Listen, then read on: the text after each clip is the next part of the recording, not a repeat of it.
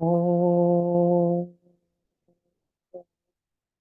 Om Sahana Bhavatu, Sahano Bhunaktu, Saha Viryam Karavavahe, Tejasvinavati Tamastu Ma Vidvishavahe.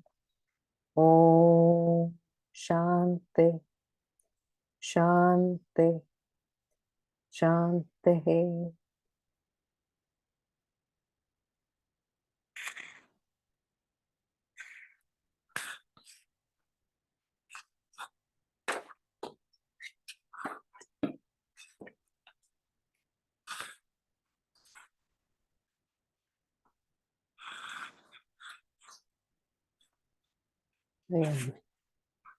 So we on chapter 9, and we left off on just before verse 20. So verse 20 starts the topic, one gains what one strives for.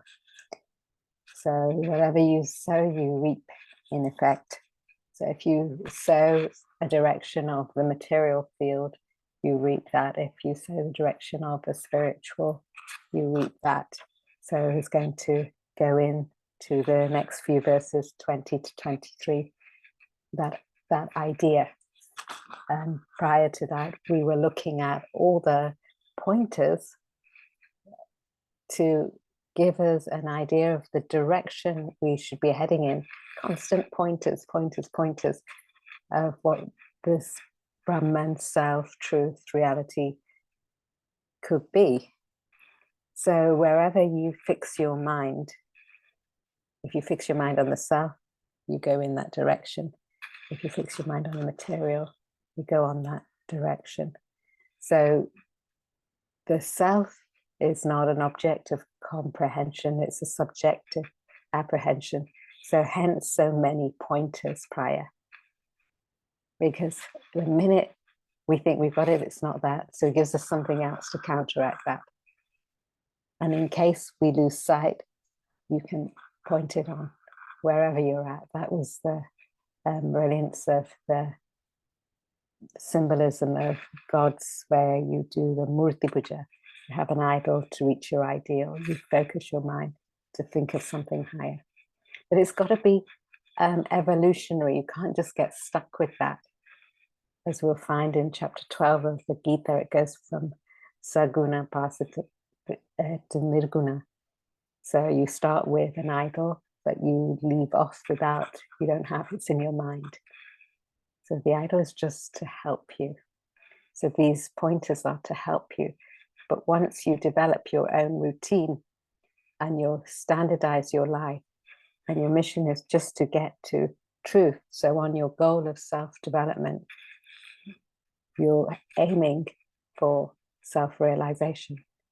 But you start with self-development, but slowly you move to that fixation through your karma, bhakti, jnana, through your refinement of selfish thoughts and desires, where you act selfishly to unselfishly to selflessly. So you've got to keep refining that.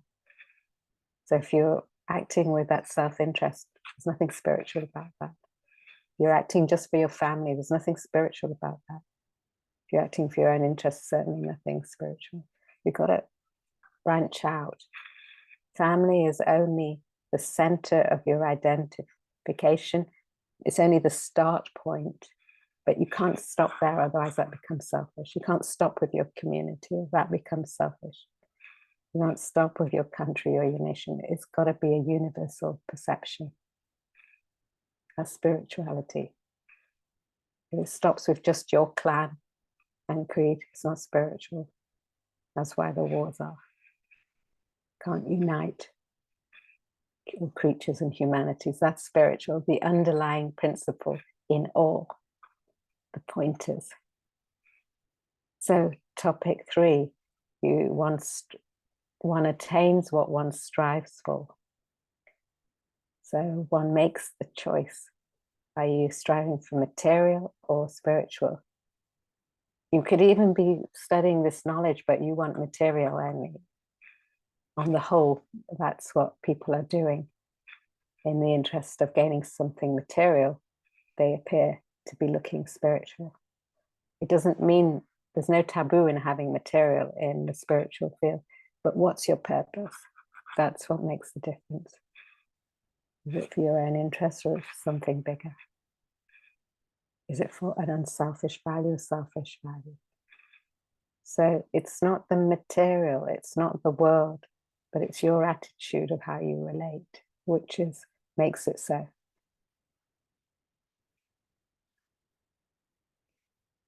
So, verse 20. We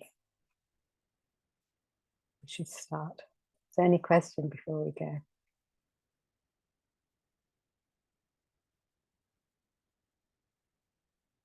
Okay.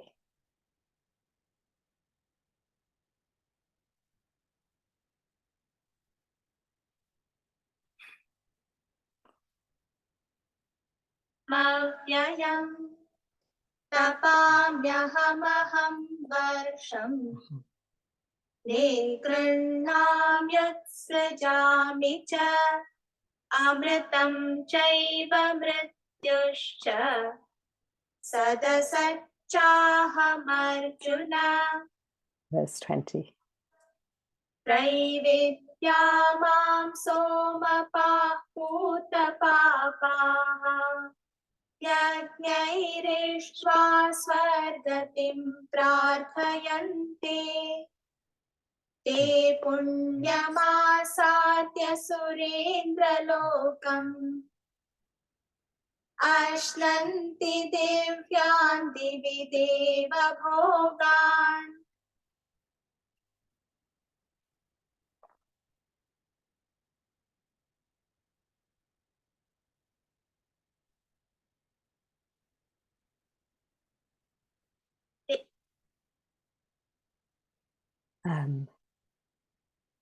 Renu, if you could read the verse.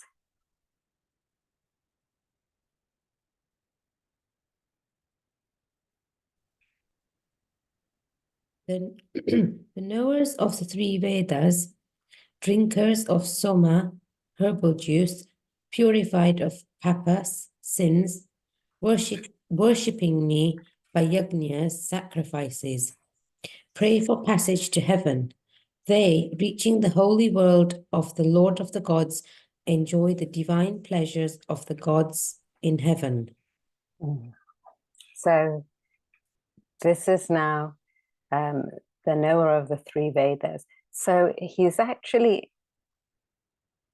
ridiculing an unintelligent worship, in fact. So what one worships are limited goals. So you could be reading the Vedas or whatever. Here is mentioned the three Vedas, Rig, Sama, and Yajur. So you could be a profound scholar, but a scholar you'll be. It's not spiritual. So he's talking about those scholars who mastered the scripture.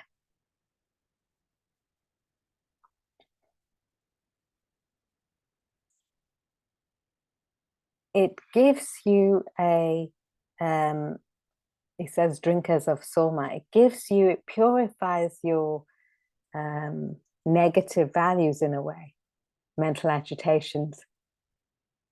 But at the end of the ritual, that's it. You know, you feel good for a moment or so, but that's it. So this type of worship is designed for more of a bhakta. You know, you need to get into rituals. You feel bad if you don't do them or what have you, but it's not intelligent in a sense. It's not going to take you anywhere. You're not refining your vasanas as such. That's what's really the crux of spirituality, is you refine and you purify your desires, which takes some effort and stamina. It's not just for rituals. Rituals are just the punctuation and reminder. So even reading the scriptures, as it were, So you become smart with knowledge, but it's not using your intellect as such. You may get that solace or satisfaction. Your mind's held for a moment or so, but it doesn't refine your desires. So you may go into a temple, church, mosque, and you may hear all nice things. You may come to this class. If you don't actually do something to refine your desires, there's no point doing it. You'll become a scholarly person, if at best. So most of the world is concerned with gaining a little bit of solace from their mental agitation, their stress, to calm their mind. That's about it. So they might do some good things here or there, but that's about it. So he's attacking here those persons who the criteria of their spiritual education is to be scholastic. And in a sense, they will earn some meritorious deeds by doing this, drinkers of somas, rituals. So the prayer for the passage to heaven, as it were, you get the punya. But that's temporary, it's limited. It doesn't last, and it's worldly. So it's not the spirituality we're talking about. So it gives you temporary satisfaction.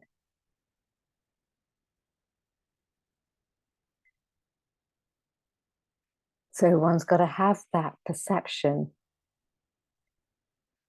to whatever you do, to not just do it because it brings you some temporary satisfaction.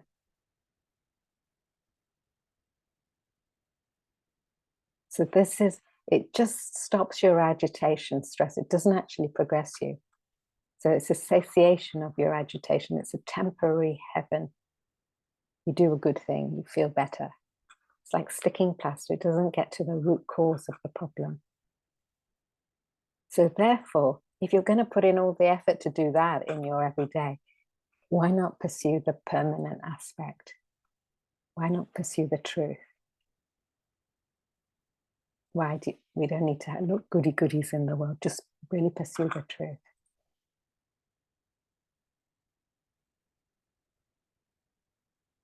Let's read it.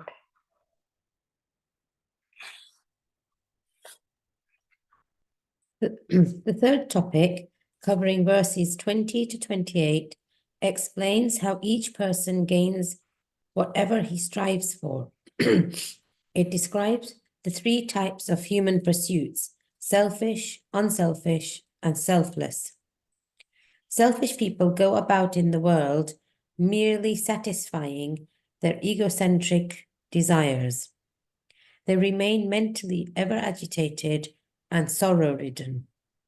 The unselfish pursue a higher goal and gain mental peace and happiness in their lives.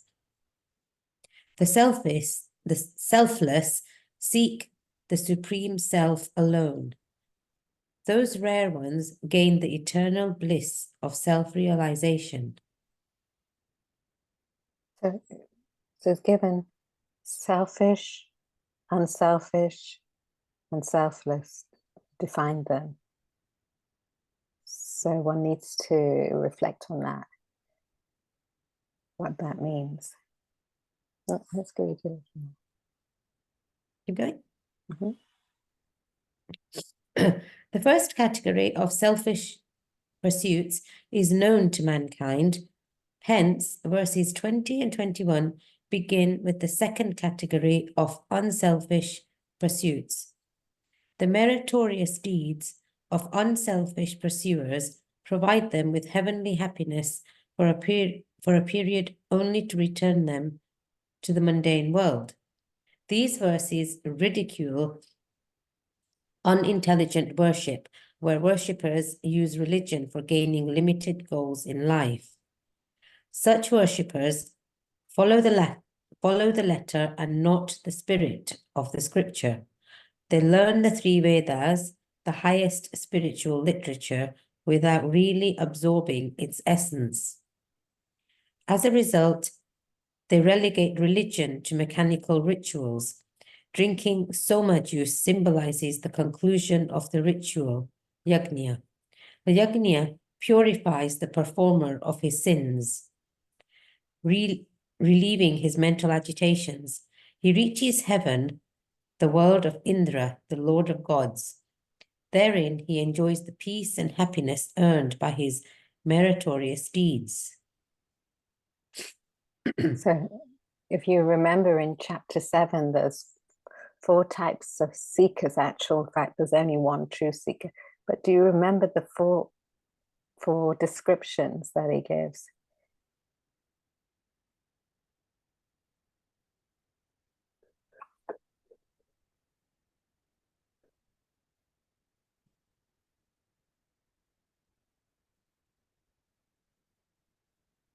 Or even if you don't remember,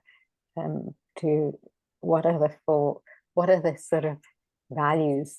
People pursue spirituality with expectation of different things, reasons. What are the different reasons why one does so, and what's the one ought to? Are we talking about the different paths? The path of action? No. But then we are talking always about that, but let's sort of. Is it when you need to put it on mute? Sorry, is it when one is in need, in pain, and so they look to something higher to relieve them of their sorrows? I've forgotten the word, the terminology that's used, but yeah. So there's artha, arthati, jignasu, and jnani. So one of them is one who seeks that solace in a bit of pain. Yeah. There's pain. So they go to, well, I've got this pain, God has fixed it. Let me go to the temple, church, mosque, and fix it for me. I feel better now. I've been doing prayers. You're praying for yourself. Oh, I want some wealth. You're praying for yourself, or sometimes you hear people in these places, let's pray for X or Y. You want to pray for somebody, then get on to doing your actions and get them to do the actions or what they need to do. Or you can't get them, but you want to be helpful. Just praying for them is not going to help them. Or yourself. It gives you a solace immediate, but with that solace, that satiation of your stress, you've got to think of something higher to refine yourself, deal with your vasanas. You can't just feel better. And then it comes back immediately. You leave that vicinity. If you leave this class, mind, spirit, it's come back. So you've got to think, what have I got to refine in myself? So these rituals, coming to class is just another ritual. You don't do something about it later.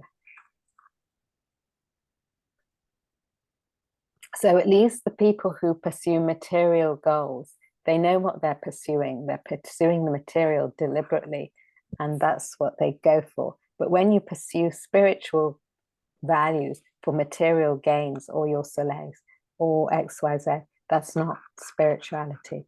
But nevertheless, you'll gain a fix.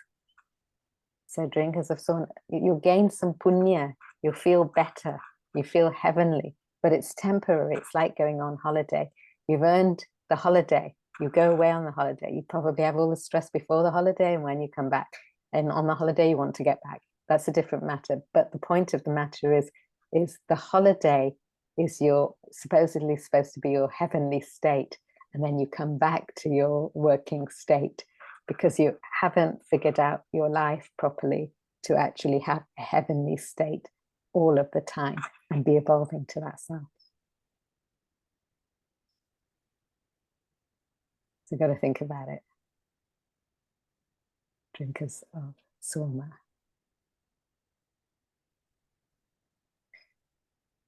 So prayer is generally praying on things to get what you want rather than a worship of the truth. That's the solace.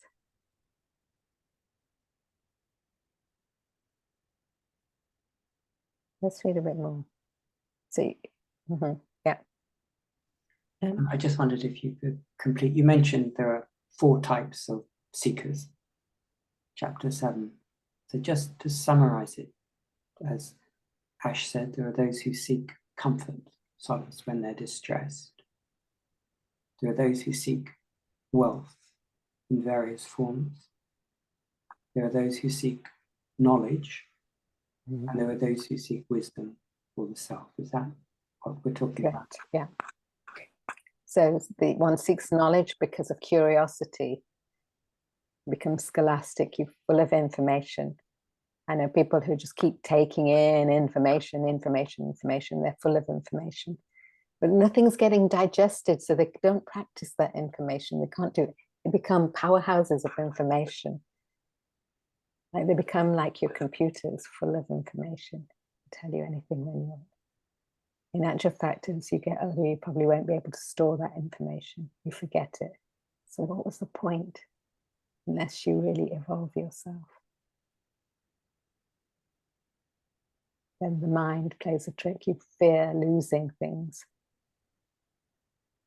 You have all your possessions, all your information. You fear the loss of that. Biggest stress. Jignyashu, artha, artati, solace or material wealth. Pray for that.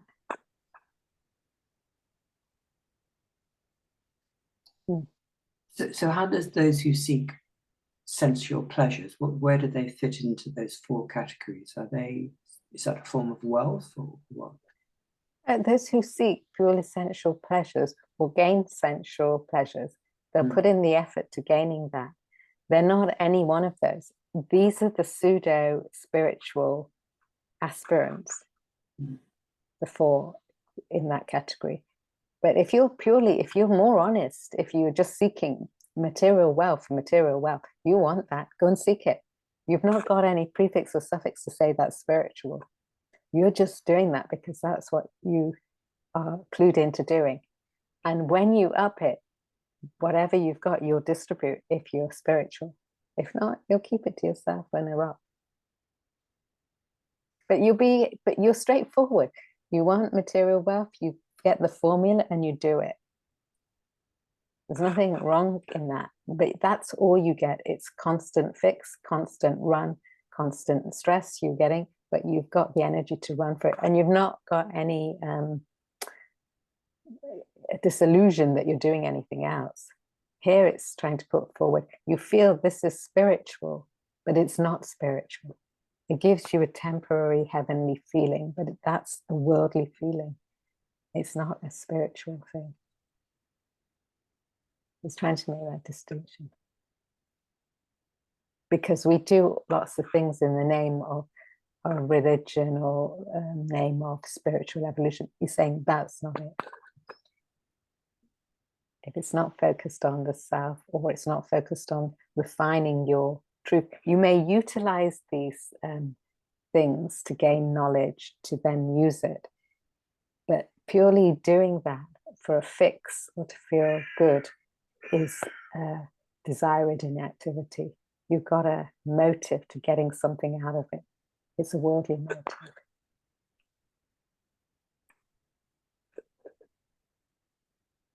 So he's building it up to actually get you to think about that subtlety of what spirituality is really, and what it might start off with, but if you get stuck with it, that's not spiritual. You're going around the same merry-go-round, worldly things. So you get a temporary solace, but then you come back to face your samsara of agitation. You're not maneuvering your desires to get out of that samsara. That's the point. So just to pursue this, you can categorize seekers into what they're seeking, whether it's knowledge or wealth or pleasures or wisdom. But what's being offered in this verse is that overriding all those things are just three categories: those who pursue selfish pursuits, those who pursue unselfish, and those who pursue selfless. So it's a sort of better guide than trying to categorize the world into what people seek. Yes. Thank you. So you can just take those three: selfish, unselfish, and selfless, and keep upping them, dropping. So it doesn't mention selfish because he says we know about that, because that we're in invariably that. If you start to pursue unselfish values, don't get stuck with them. You know, they'll give you a nice kick, they'll make you feel better. It might be noble in helping others and stuff, but that's not the aim. If your aim is focusing on being selfless, though it's a gradation and it's still worldly, there's no such thing really until you reach the self. But if we posit that, then your thoughts are always a refining your value set, your intellect, your mind's desires. You're crushing that ego. And if you do that, invariably as a byproduct, you will be helpful to your planet or your universe. Not because you're intending to be helpful and you want something out of it. You just by byproduct. That is how you play smoothly in the universe. That's your job as a spiritual aspirant. Not to play smoothly in the universe, but as a byproduct, you will, because your focus is on something universal.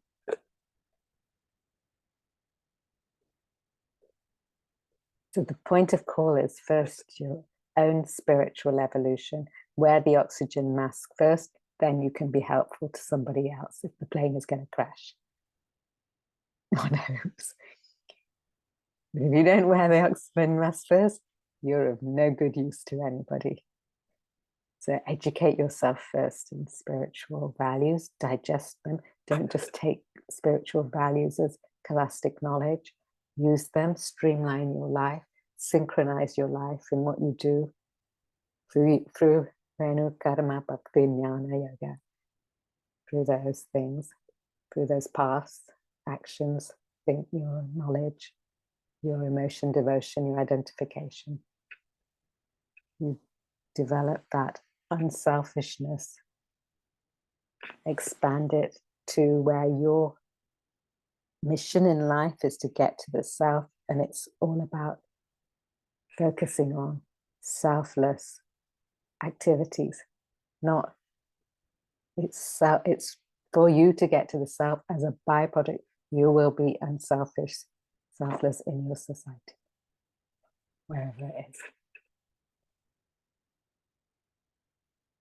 If it's not happening, check it. You better up it a bit for yourself.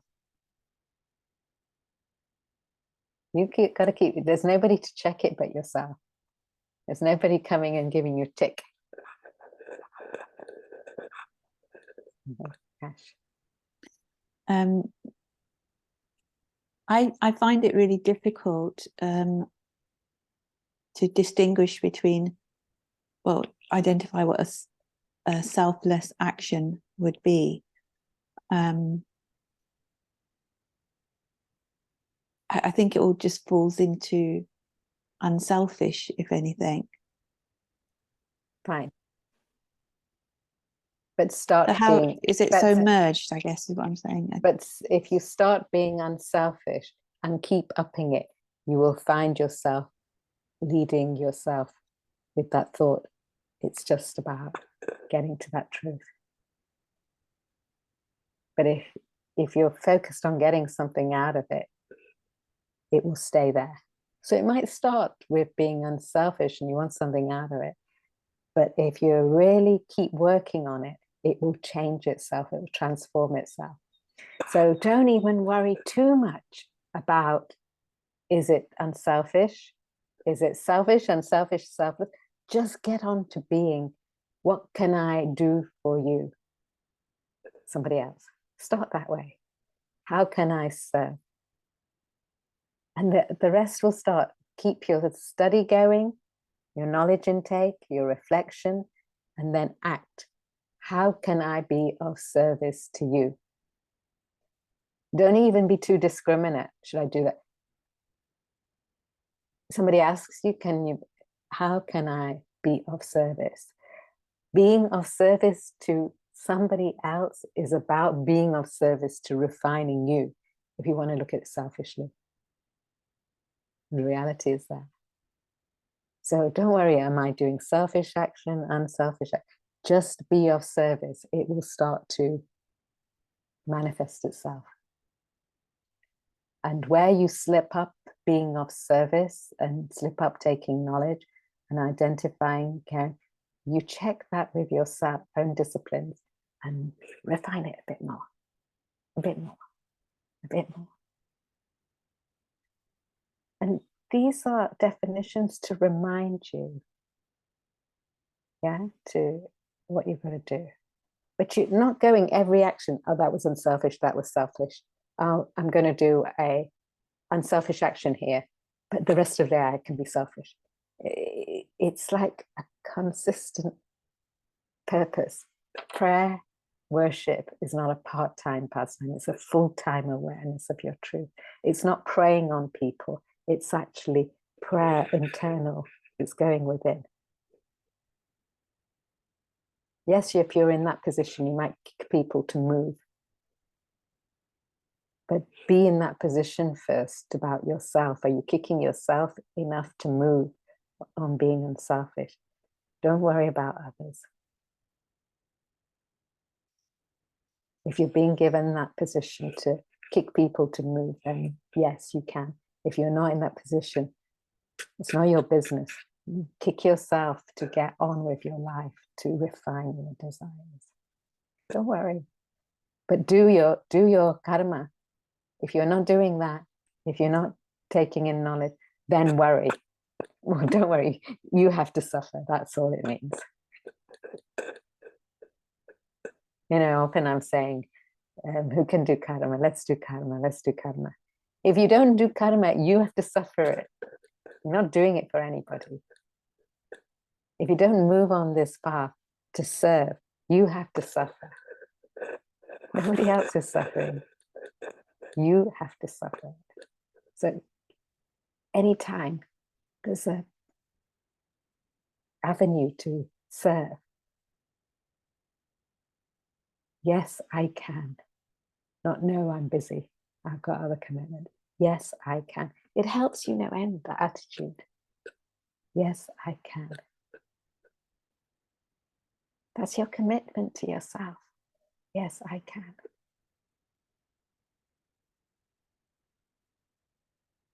So get off the punya. You might start with the punya, but it's telling you get off it once you understood it's just going to bring you something heavenly. That's it.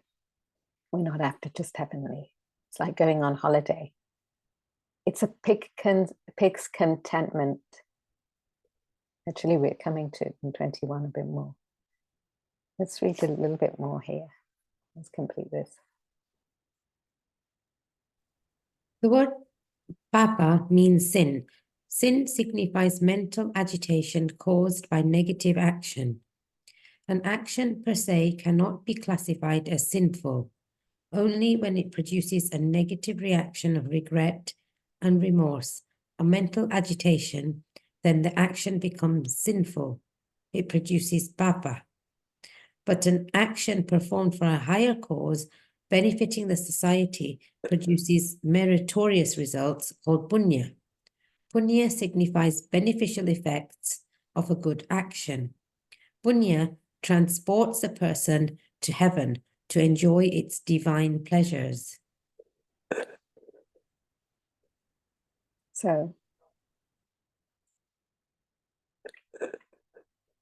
how many times do you have a holiday? Anybody?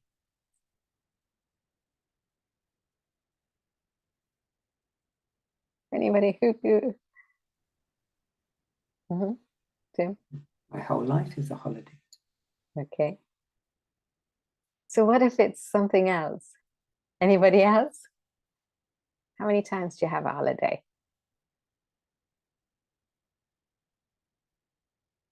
Anyone who's, what are the number of holidays you've had in your year, this year, say? Who's been lucky enough to have how many? 1, 2, 3? Really? I've had a number this year, and I'm going to have quite a few more. Anybody else? Ash, you didn't have any holiday? I'm just trying to determine what the holiday means, as in not working, but actually physically going away. Yes, I did physically go once. You've gone once. Nishi, you had holiday? Once, twice, thrice? I've had 2 very short breaks. Yeah. Vijay, you had holiday? Babita, you had holiday? You don't need to tell me if you have. So the more the holiday, the better, yes? Heavenly. Otherwise, you've been slugging. So there should be holiday every day. Otherwise, it's punya. You got some good holiday once. You only had one punya. You've been slugging all year and you had one punya. So it's got to be holiday every day. It's this mental attitude. Whether you go somewhere or you don't go somewhere, it's got to be a mental attitude of evolving yourself. So, Vijay. Yeah, I feel I'm on holiday every day. Mind you, make sure your holidays are not doing nothing. They've got to be about holy days, refining your vasanas. Proactive. It can't be procrastination. It can't be complacency. It's proactively refining your vasanas. That's holiday. Happiness is a satiation of mental agitation caused by unfulfilled desires. That's the definition. So better start fulfilling the desires. They don't fulfill themselves if it's worldly, if it's in punya. It's got to be from within to get to that truth. That's your abode of happiness. It's got to be every day.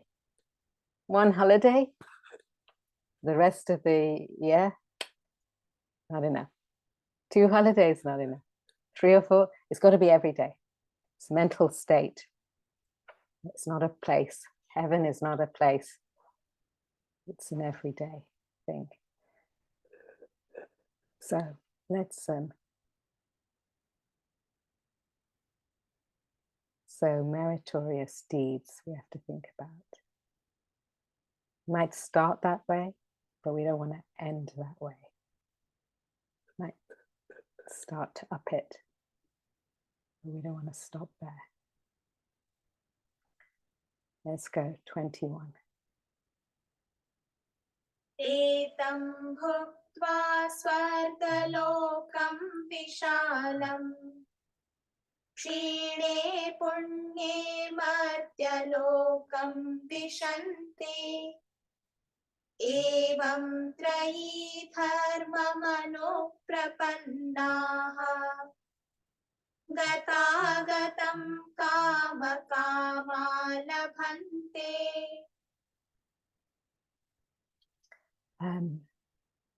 Ash, if you could read the verse. In actual fact, Nishi, if you could read the verse, do you have a practice? Your thing is probably. Nishi, if you could read the verse. They, having enjoyed that vast world of heaven, their punya, merit, exhausted, enter the world of mortals, thus abiding by the injunctions of the three Vedas, desiring objects of desires. They attain the state of going and coming. So it's like you just work all year to go on holiday and then to come back, to work all year to go on holiday to come back. That's all it's saying, really. Meaning you do one good action and then you're just coming and going. You have a heavenly state and then it's back to stress. It's not work all year. I'm just giving you as a broad example. But you put in good actions, temporarily exhaust those thoughts. You get to Swarga Loka, that heavenly state. And then once that's exhausted, you gain that punya. Punya is good, the benefits of your meritorious deeds. Maybe some unselfish action you did, and then it goes back. So unselfish actions help you, lead you on your path to your spiritual well-being, but you can't get stuck with that. It's still worldly. It's still, often I hear, actually I was in some discussion the other day, and the whole discussion was from a perspective of thinking that we are being spiritual, that we need to help the world. Yes, you do need to do good actions which help you. But if you don't help yourself first, it's really not spiritual. You're trying to sort out somebody else's problem before you've sorted out your own.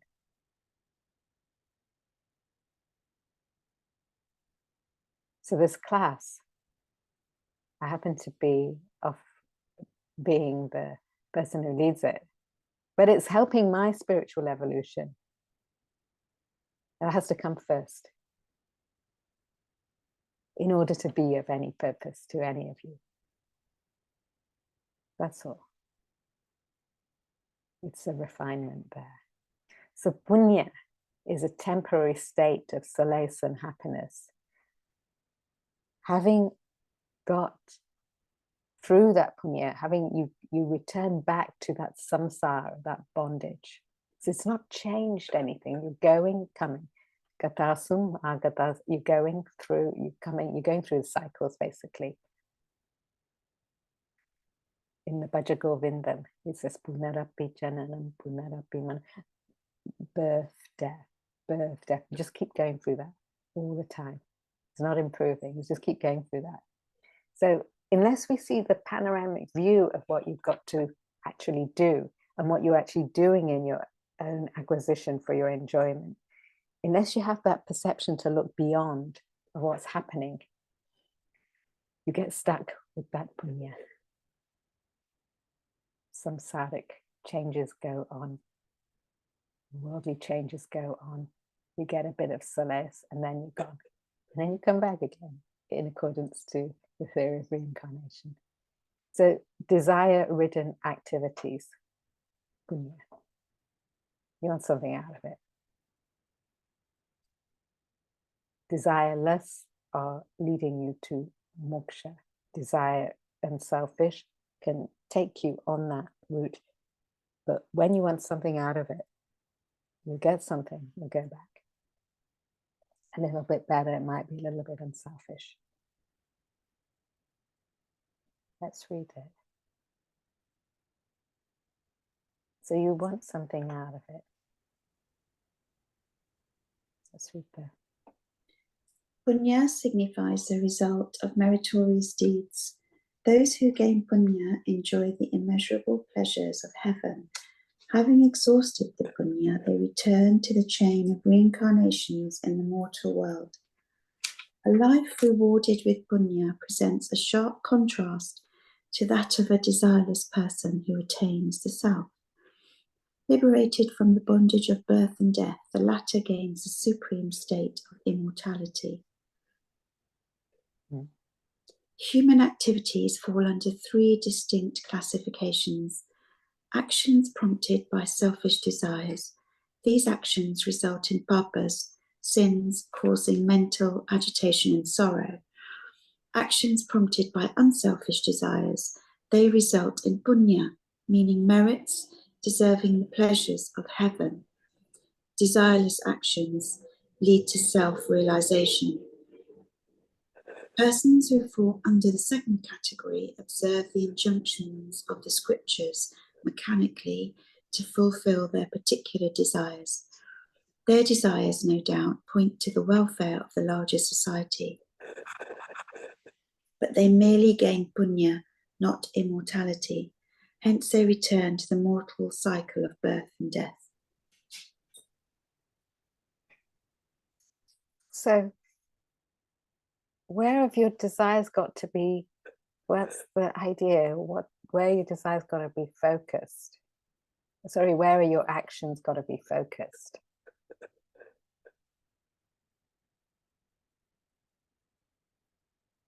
What's the sort of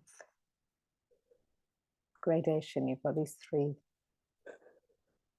levels of action.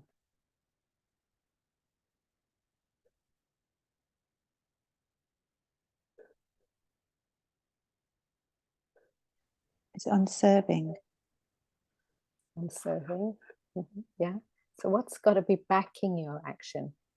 See, you can be doing the same action selfishly, unselfishly, selflessly. So how does it work?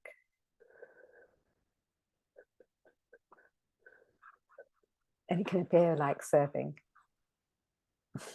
We're not trying to, we don't want a reward for it. Not looking for a reward.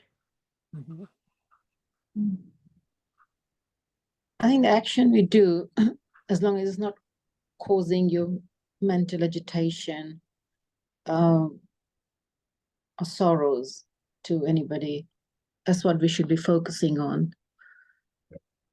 Okay, so what's the motive backing your actions?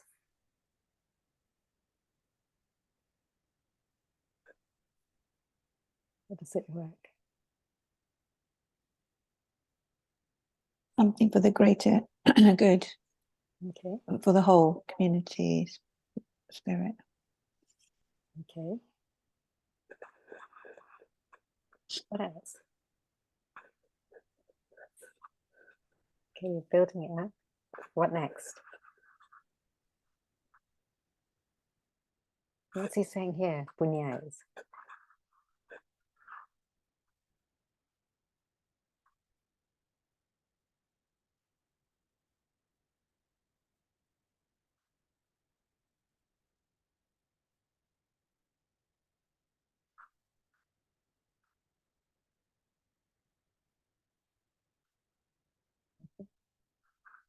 You might do something good for the community, but you want something out of it.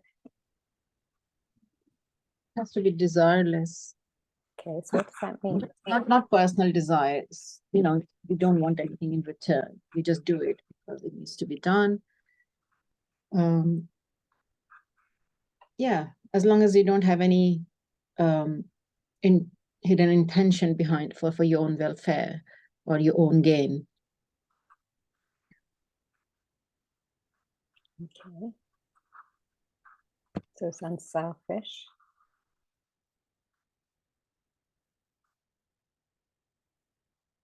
It's tricky actually to think about what this selfless is. Yeah. Ash. So, like yourself, you're serving by giving this knowledge. You know, we've had weekly classes for over 2 years now.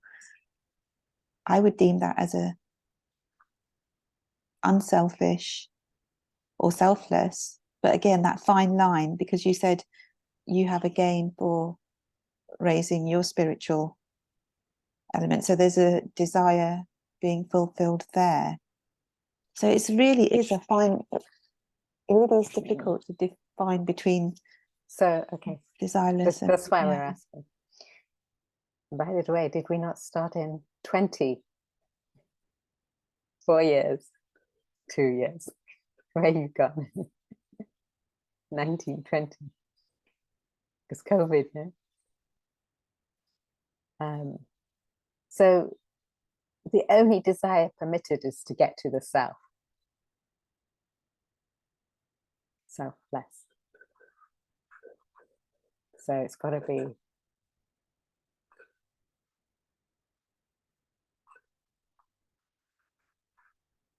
and along the way. So it's not what you do, it's the way that you do it. If you want something out of it, punya, you gain punya, and it'll go back. So you've got to keep on with that, doing those better actions to transform it to something selfless. Then you can think of something higher. So it's agreed here. He's just telling you what the outcome is. You can't get stuck there. So that it's not what you do. By the way, what each one of us is doing, nobody will know. You only know what's going on inside. You can't see from the outside what somebody's doing, but you can see what you're doing inside. And that's the valid part that you've got to note for yourself. So if it's focused on gaining the self, that's permitted because it's universal. It's not making distinction, you or I. If it's unselfish, it's something worldly. That's also permitted because you've got to start from there. But you've got to know what the outcome is and you can't get stuck there. And keep upping it.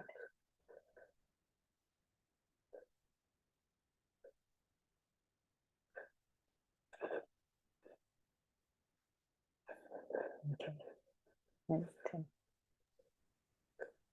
I'm still perplexed by Ash's question, that fine line between the unselfish and the selfless, because all the things we do in this world are to do with this world.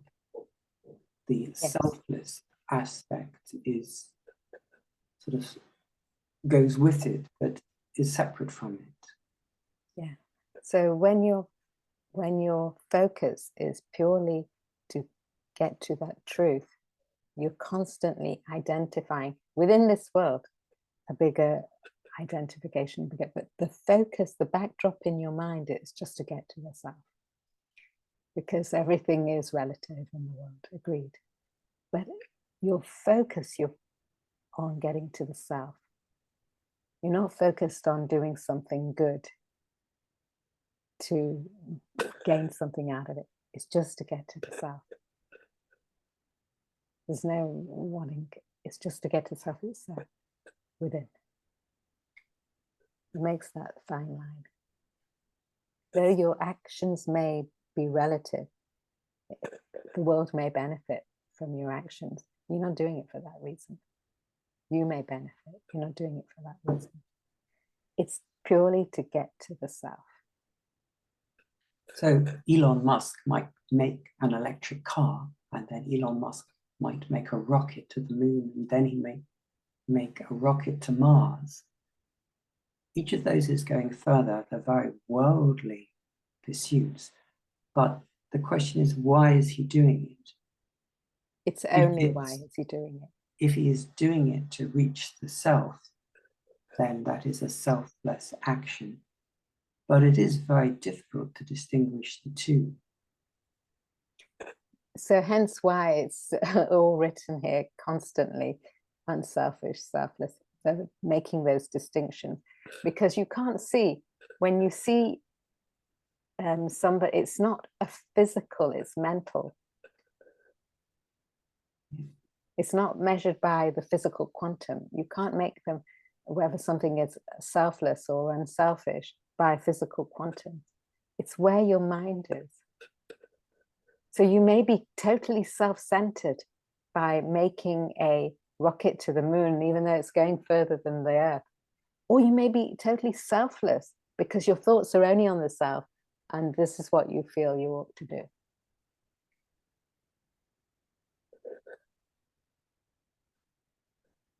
You truly believe that benefits humanity.